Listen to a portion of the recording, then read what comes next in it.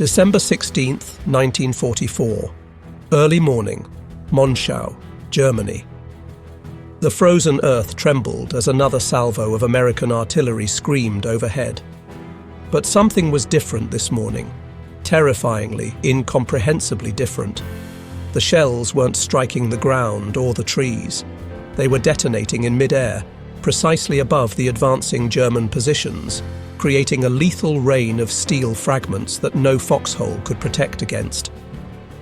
Among the 326th Volksgrenadier Division attacking the 38th Cavalry Squadron's positions, soldiers who had survived years on the Eastern Front encountered something that defied their understanding of warfare.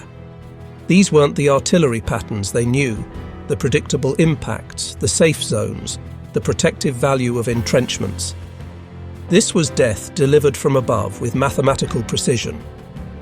At that moment, Colonel Oskar Alfred Axelsson of the 406th Artillery Group had just made one of the most consequential unauthorized decisions of the Battle of the Bulge. Against standing orders, without permission from higher command, he had ordered his gunners to load shells equipped with the most closely guarded secret in the Allied arsenal, proximity fuses. These devices, containing miniature radar systems that could detect their distance from targets and detonate at the optimal height, would multiply artillery lethality by a factor of 50. The mathematics of death were about to be rewritten in the frozen forests of the Ardennes. What the German soldiers couldn't know was that they had just encountered a weapon so revolutionary that it would transform not just this battle, but the very nature of warfare itself. The storm unleashed. Operation Watch am Rhein, Watch on the Rhine, had begun with tremendous promise for the Wehrmacht. Hitler's last gamble involved 200,000 German soldiers, 1,000 tanks, and nearly 2,000 artillery pieces, all massed in secret through the fog-shrouded Ardennes. The Führer had assured his generals that this offensive would split the Allied armies and recapture Antwerp, turning the tide of a war that was slipping inexorably toward defeat. The initial bombardment at 0530 hours on December 16th had achieved complete tactical surprise. German artillery fired at a rate of 1,600 rounds per minute along the 85-mile front. American intelligence had failed catastrophically.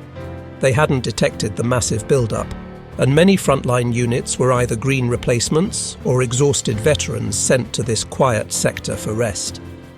But at Monschau, Colonel Axelsson faced an impossible tactical situation. The 38th Cavalry Squadron, a small reconnaissance unit, was being overwhelmed by superior German forces. Conventional artillery couldn't stop the assault. In desperation, Axelsson made his historic decision: deploy the secret proximity-fused shells without authorization. He would later face potential court-martial for this choice, but in that moment, he recognized that following orders meant certain defeat. The effect was immediate and devastating. German soldiers advancing in traditional assault formations suddenly found themselves under a type of fire they had never experienced. The shells exploded 30 to 50 feet above them, each detonation creating a cone of fragments that covered vastly more area than conventional ground-burst shells. Veterans who knew how to take cover from normal artillery were cut down in their foxholes, behind trees, in ditches, anywhere they sought shelter. The secret science of death. The proximity fuse represented the convergence of American scientific innovation and industrial capacity at their absolute peak. Unlike conventional shells that required direct impact or time fuses that often detonated at wrong heights, the proximity fuse contained a self-contained radar system no larger than a coffee can. Inside each fuse, American engineers had packed 130 electronic components, including 4 or 5 miniature vacuum tubes, depending on the model, that could withstand the incredible 20,000 times gravity force of being fired from an artillery piece. The physics involved were staggering. At the moment of firing, the acceleration would crush a glass ampule containing electrolyte, creating a battery that powered the tiny radar for the shell's flight duration. Dr. Merle Tuve at Johns Hopkins Applied Physics Laboratory had driven this development with Manhattan project-level intensity. The laboratory, disguised as an abandoned used car dealership in Silver Spring, Maryland, employed 3% of all American physicists at peak production. Security matched that of the atomic bomb program. Workers couldn't discuss their work even with families, and each fuse carried a unique serial number for tracking. The technical challenge had seemed insurmountable. Vacuum tubes designed for living room radios had to be completely redesigned to survive being fired from cannons. They had to function while spinning at extreme rotational speeds, work in all weather conditions, and be sensitive enough to detect targets without premature detonation. The breakthrough came through miniaturization techniques that would later revolutionize the electronics industry. Dr. James Van Allen's tubes were no larger than pencil erasers, yet contained all the elements of conventional radio tubes. By December 1944, American factories were producing 40,000 proximity fuses daily. Over 100 companies contributed to the effort, from RCA and General Electric to Sylvania and Crossley Corporation. The program's cost reached $1 billion in 1940s dollars, second only to the Manhattan Project in wartime spending. Authorization crisis and expansion. Axelson's unauthorized use on December 16th created an immediate command crisis. He had violated direct orders restricting proximity fuses to anti-aircraft use, fearing that captured examples might be reverse-engineered by the Germans. But the devastating effectiveness at Monschau was undeniable. The German attack had been stopped cold with casualties that shocked both sides. Word of the weapon's impact reached Supreme Headquarters rapidly. General Eisenhower, recognizing the desperate situation developing across the Ardennes, formally requested authorization on December 19th. By December 21st, all restrictions were lifted, and proximity fuses were released for general ground combat use across the entire Bulge battlefield. The rapid distribution that followed demonstrated American logistical superiority. Within days, proximity-fused shells were being delivered to artillery units throughout the Ardennes. The 463rd Parachute Field Artillery Battalion at Bastogne received their allocation just as the German ring closed around the town. The 420th Armoured Field Artillery Battalion, with their M7 Priest self-propelled howitzers, began using them to defend the northwest approaches. The 969th Artillery Battalion, an African-American unit commanded by Lieutenant Colonel Hubert D. Barnes, employed them with devastating effect southwest of Bastogne. Each unit discovered the same truth. Proximity fuses transformed artillery from a support weapon into a decisive battlefield tool. Forward observers no longer needed to carefully adjust fire. The fuses would find their own optimal detonation point. Accuracy requirements decreased while lethality increased exponentially. Bastogne. Surrounded but superior. The siege of Bastogne provided the perfect demonstration of proximity fuses in defensive warfare. The 101st Airborne Division, completely surrounded and outnumbered, held the vital crossroads against repeated German assaults. Their artillery support included the 463rd Parachute Field Artillery Battalion, equipped with 75mm pack howitzers capable of firing proximity-fused shells. Between December 19th and 31st, the 463rd fired exactly 7,676 rounds, according to official unit records. While not all were proximity-fused due to limited supply, those that were had devastating psychological and physical effects. German assault formations simply melted away under the airburst barrages, with entire platoons eliminated in seconds. The December 22nd attack, following General McAuliffe's famous "nuts" reply to the German surrender demand, showcased the weapon's effectiveness. German infantry advancing across snow-covered fields in traditional formations were caught in the open. The proximity-fused shells detonated overhead with precise timing, creating overlapping patterns of destruction that left no safe zones. The all-African-American 969th Artillery Battalion played an equally crucial role. Their 155mm howitzers created a ring of death around Bastogne's perimeter that German forces found impenetrable. The larger shells, detonating at 50 feet, covered even greater areas with lethal fragments. German prisoners later reported that attacking units often lost cohesion before even reaching American lines, with soldiers fleeing the incomprehensible airbursts. The Sauer River slaughter. Perhaps the most thoroughly documented demonstration of proximity fuse lethality occurred at the Sauer River near Echternach on December 25th to 26th. General George S. Patton, whose Third Army was driving north to relieve Bastogne, personally witnessed this engagement and recorded it in his memoir, War as I Knew It. A German battalion attempting to cross the partially frozen river believed they were hidden by darkness and fog from American observers. Traditional artillery would have required careful adjustment of fire, giving the Germans time to complete their crossing or seek cover. But proximity-fused shells needed no such adjustment. Patton wrote, "We caught a German battalion crossing the Sauer. The new posit ammunition was devastating. The shells burst in the air above them.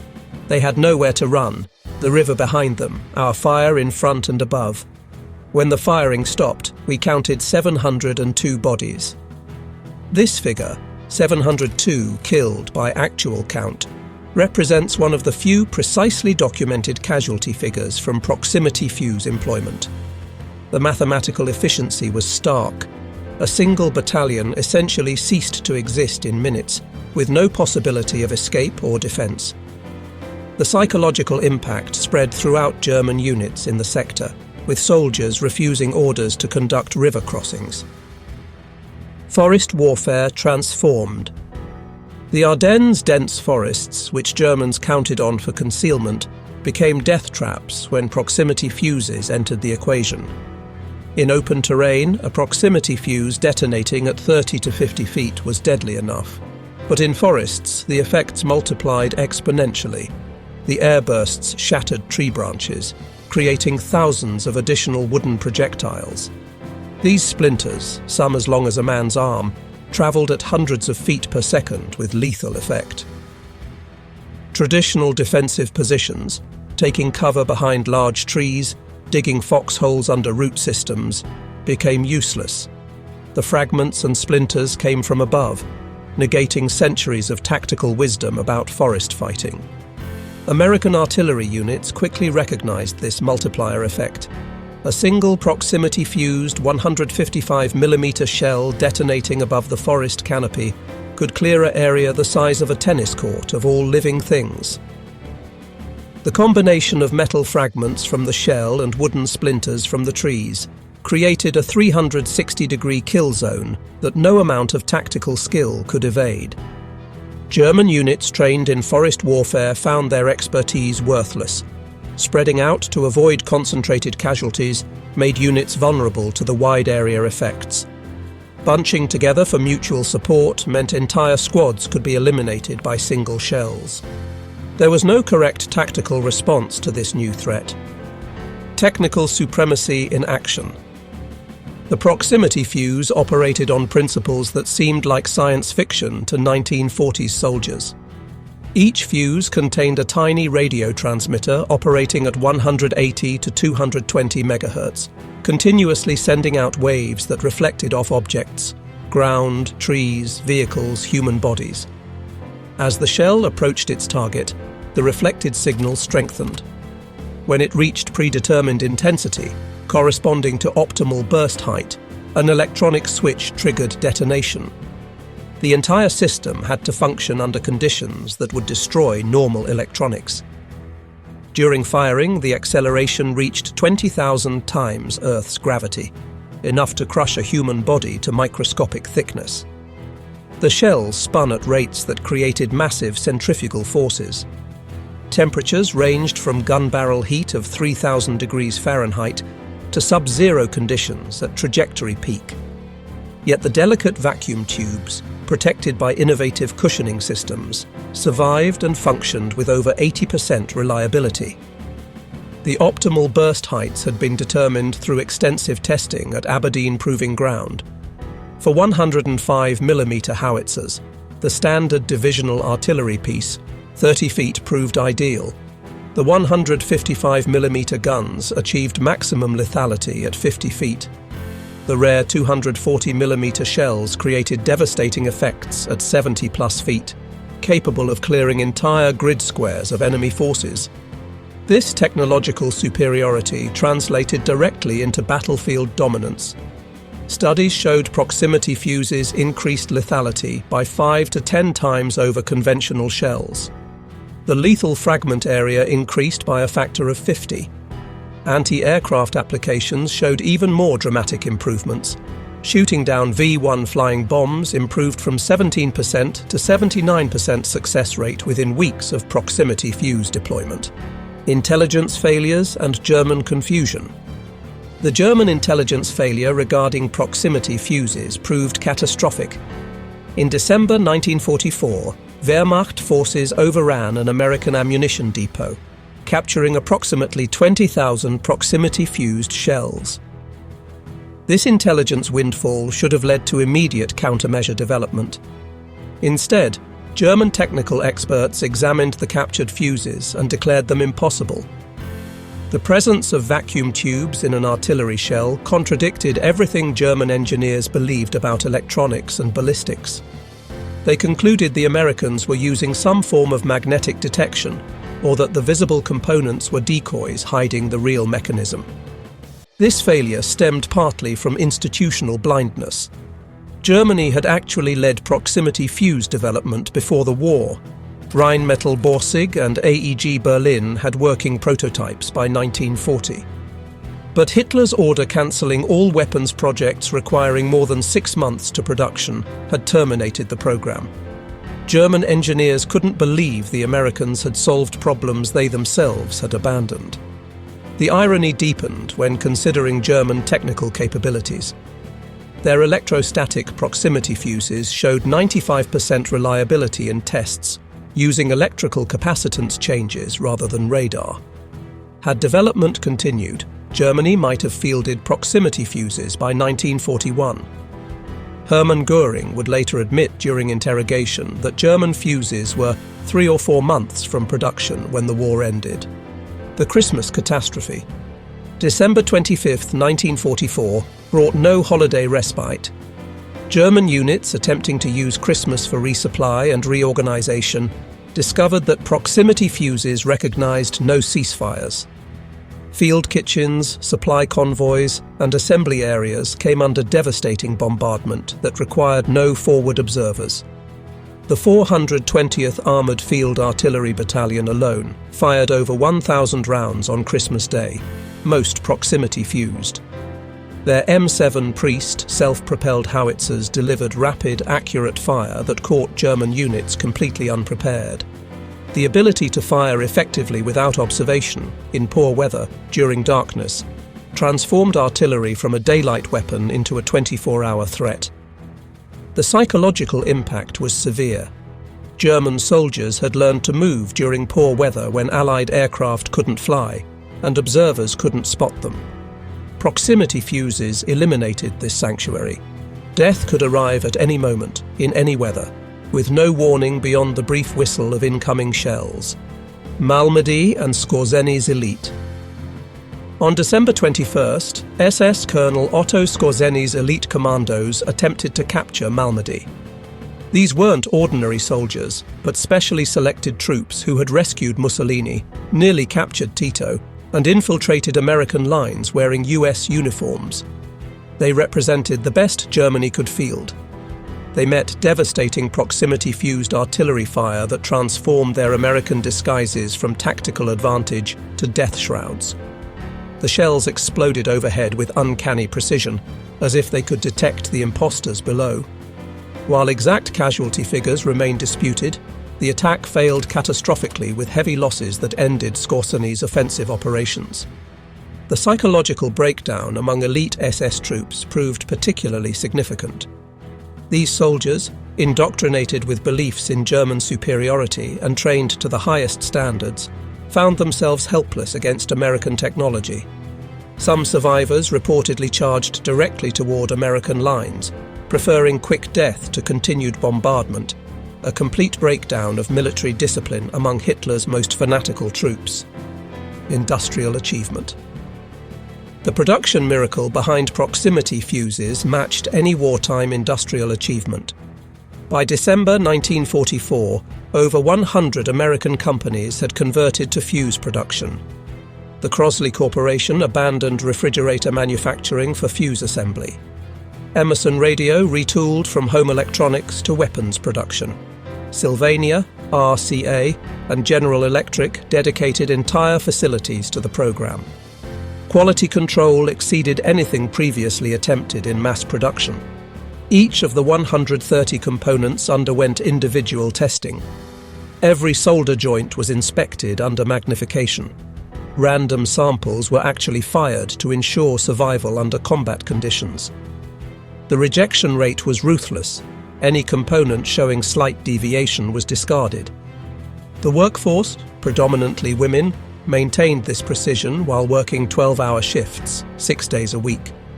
They couldn't know what they were making due to security compartmentalization. They only knew it was vital to the war effort. By December 1944, they were producing one proximity fuse every 2 seconds around the clock. The cost reduction achieved was remarkable. In 1942, each fuse cost $732, more than a worker's annual salary.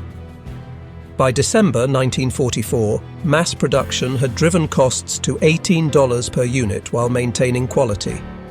This efficiency allowed the production of 22 million fuses during the war, with 200,000 deployed during the Battle of the Bulge alone. Patton's arithmetic. General Patton understood proximity fuses' value better than perhaps any commander. His Third Army, driving to relieve Bastogne, used them as a breakthrough weapon. His artillery commander, Brigadier General Edward Williams, developed new tactics specifically for proximity fuse employment. Williams pioneered the time-on-target concentration using proximity fuses, multiple battalions firing simultaneously so shells arrived together. When dozens of proximity-fused shells detonated simultaneously at optimal height, the effect was apocalyptic. German soldiers called it the bell toll of death. In the week between December 22nd and 29th, Patton's Third Army fired 50,000 proximity-fused shells. The results were decisive in breaking German resistance and opening the corridor to Bastogne. Patton himself wrote, "The funny fuse won the Battle of the Bulge for us. Elsenborn Ridge holds." The Battle of Elsenborn Ridge demonstrated proximity fuses at maximum effectiveness. Here, the 2nd and 99th Infantry Divisions held critical terrain against the 6th SS Panzer Army, including the elite 1st SS Panzer Division Leibstandarte Adolf Hitler. Over 3 days, December 17th to 19th, American artillery fired 160,000 rounds, with approximately 40,000 being proximity fused. These 25% of shells accounted for an estimated 60% of the 5,000-plus German casualties. The mathematics were undeniable. Proximity fuses multiplied American firepower by a factor of 4. The German attacks, launched repeatedly up the steep forested slopes, met walls of air-burst steel. Entire companies disappeared in seconds. Bodies piled so thick that subsequent waves had to climb over their own dead. After 3 days, the attacks ceased. The elite of the Waffen-SS had been broken by American technology. Operation Bodenplatte's destruction. On January 1st, 1945, the Luftwaffe launched Operation Bodenplatte, 900 fighters attacking Allied airfields. The surprise was complete, catching many Allied aircraft on the ground. But returning German pilots met walls of proximity-fused anti-aircraft fire.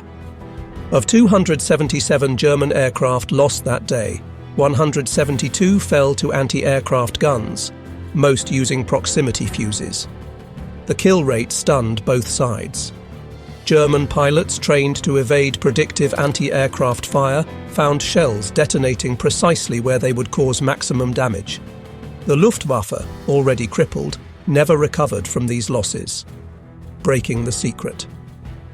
By early January 1945, maintaining secrecy became impossible. Too many shells had been fired. Too many soldiers had witnessed their effects. On January 6th, the War Department authorized limited disclosure. The New York Times reported on a new type of artillery shell that multiplies the effectiveness of American guns, without explaining the technology. German intelligence finally grasped the weapon's significance too late. A January 10th report from Foreign Armies West stated, "The Americans possess a radio-controlled artillery fuse that detonates shells at optimal height for anti-personnel effect. This weapon has caused severe casualties among our forces in the Ardennes. No effective countermeasures exist." Strategic Impact Assessment. Post-war analysis revealed proximity fuses' decisive impact. Field Marshal Gerd von Rundstedt stated, "The proximity fuse was decisive. Our attacks broke down not because of American courage, though they fought well, but because of artillery that seemed to have eyes." General Hasso von Manteuffel, 5th Panzer Army commander, testified, "The American artillery was the terror of our soldiers, especially the new shells that exploded in the air. They caused panic even among veteran troops." The statistics tell the story. 200,000 proximity-fused shells fired, accounting for an estimated 15,000 to 20,000 German casualties, up to 20% of total German losses.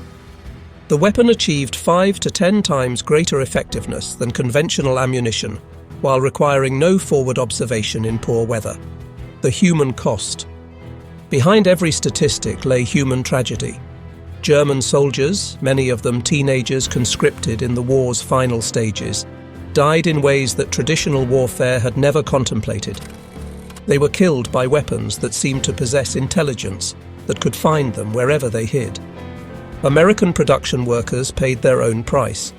Factory accidents were hushed up for security. Workers at Crosley Corporation, Emerson Radio, and other facilities suffered breakdowns from stress and exhaustion. They produced weapons of unprecedented lethality without knowing what they were making, carrying that burden in enforced silence. Yet the moral calculation of war is never simple. The Battle of the Bulge cost 19,000 American lives. Without proximity fuses, how many more would have died? How much longer would the war have lasted? How many more Holocaust victims would have perished while battles raged? Every day the war shortened, potentially saved thousands in concentration camps awaiting liberation. Technological legacy. The proximity fuse program generated advances that transformed post-war technology. The miniaturized vacuum tubes became foundations for modern electronics. Quality control procedures established for fuse production became industry standards. The organizational methods coordinating hundreds of suppliers pioneered modern supply chain management. Dr. James Van Allen applied his miniaturization expertise to satellite instrumentation, later discovering Earth's radiation belts. The radar principles evolved into modern systems. The concept of autonomous sensors making decisions became the foundation for guided missiles and eventually all smart weapons. Every precision-guided munition today descends from the proximity fuse, the first weapon that could sense its environment and choose when to detonate. The revolution begun in the Ardennes continues on modern battlefields where smart weapons dominate warfare. Final reckoning. The Battle of the Bulge ended January 25, 1945, with German forces in full retreat. Hitler's last offensive had cost Germany approximately 100,000 casualties while achieving nothing. American losses totaled 75,000, including 19,000 killed. The proximity fuse had proven itself not just as a weapon, but as a war winner.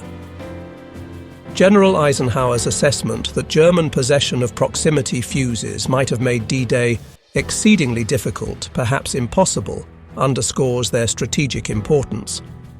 They weren't merely an artillery improvement, but a revolutionary technology that fundamentally changed warfare's mathematics. The German soldiers who faced proximity-fused artillery experienced something unprecedented: death delivered by shells that seemed intelligent, that could find them anywhere, that transformed the very air into a killing zone. Their experience marked warfare's transformation into the technological age. From Colonel Axelson's unauthorized first use on December 16, 1944, through the systematic deployment of 200,000 shells across the Ardennes, proximity fuses demonstrated that scientific innovation could provide decisive military advantage. The convergence of American industrial capacity, scientific genius, and tactical adaptation created a weapon that helped determine the war's outcome. The proximity fuse story is ultimately about transformation, technological, tactical, and human. It proved that industrial democracy could produce weapons of devastating effectiveness, that innovation could overcome numerical disadvantage, that the side with superior science would likely prevail. These lessons shaped not just World War II's remainder, but the entire structure of warfare that followed. In the frozen forests of the Ardennes, the age of technological warfare truly arrived. The mathematics of death were rewritten by tiny radar sets in artillery shells, forever changing how humans wage war. The German soldiers who died beneath proximity-fused airbursts were casualties not just of a particular battle, but of a revolution in military affairs that continues shaping our world today.